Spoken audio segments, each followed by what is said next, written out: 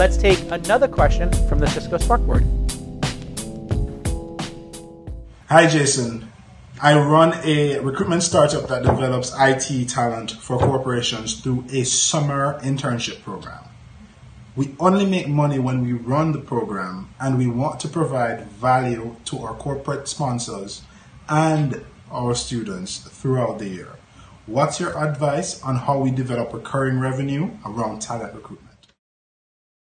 Okay, Akua, thank you for that great question. To summarize, he runs a recruiting startup that is seasonal. When you say a business is seasonal, it makes money during a season. In his case, during the internship, which I assume is in the summer.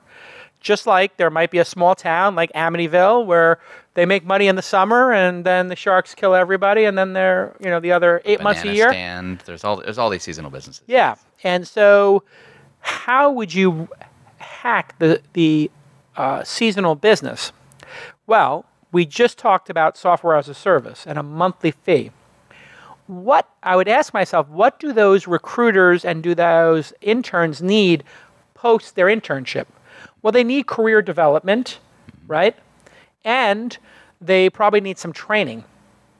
So what I would do is I would create a yearly subscription where not only do you do the internships, but you help the companies develop the talent over the year with skills training from September to onward. Mm-hmm. So if these were developers, let's say, or sales executives, you could say, we're going to do a summer internship where we train them on the basics. But then once they get in your organization, we're going to do continuing education where we train them on best practices and we check in with them about their happiness in the company and if it's a fit.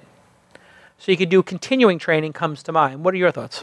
I would also look at why they're seasonal. Why summer? Why is that the only time people either have the time to teach or the time to learn? And isn't there a pack of people that, that take summer classes and get their degree at the end of the summer and then are looking for something when September hits, right? Yeah. So what are those other seasons? Can they layer on 2 more seasons in the year or 6 more seasons and figure out how to make that a year-round thing? Don't call it summer camp for coding. Call it, 2-month boot camp for coding and run it 6 times a year. That's what I would do. Yeah, I would question your core thesis, which might be doing a winter session, might be doing the spring session, not just the summer. So it could be that they have some kind of a deal. In the summer, the place that's, let's say it's a school, they're usually using the facilities, and in the summer they're not. So they have 2 months of free office training space, that sort of thing. But there are businesses like that just take whatever. There's free space all the time. So if that's the gating factor, think of all the pop-up Halloween stores. Every year, there's one that we take our kids to. It's somewhere near where it was last year, but it's not the same. It's in whatever place doesn't have a tenant. They just take whatever you've got. They're going to pay you next to nothing for your office space for 2 months and sell Halloween costumes. So I think there's probably an angle in there for them to find the space, to find the teachers, and to find the students who aren't busy. All right, great question, and we hope that helps. Hey, everybody, let me take a minute to thank Cisco Spark for supporting This Week in Startups. You work with people in multiple locations. I bet you do if you're listening to This Week in Startups. And working together was never easier than with the Cisco Spark system. The Cisco Spark board is amazing.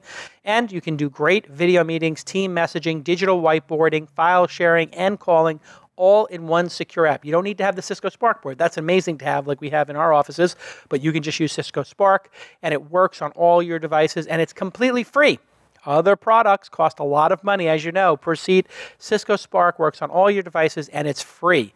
It's the fastest way to host and join meetings, and it works with industry-leading video systems like the Cisco Spark board. The Cisco Spark board is, of course, touch-based. It's an all-in-one device. You just plug it in and you're ready to go. It's designed for large rooms and for small ones.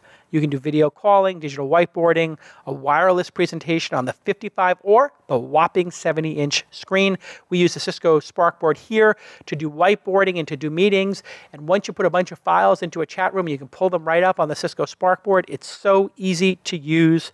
Go visit ciscosparkboard.com and you can learn more and sign up for free. So if you're a fan of the show, and you're working in business there, you want to get some meetings going, go to ciscospark.com to learn more and sign up free. It's an amazing product, well worth a visit, ciscospark.com to learn more. Okay, let's get back to this amazing episode.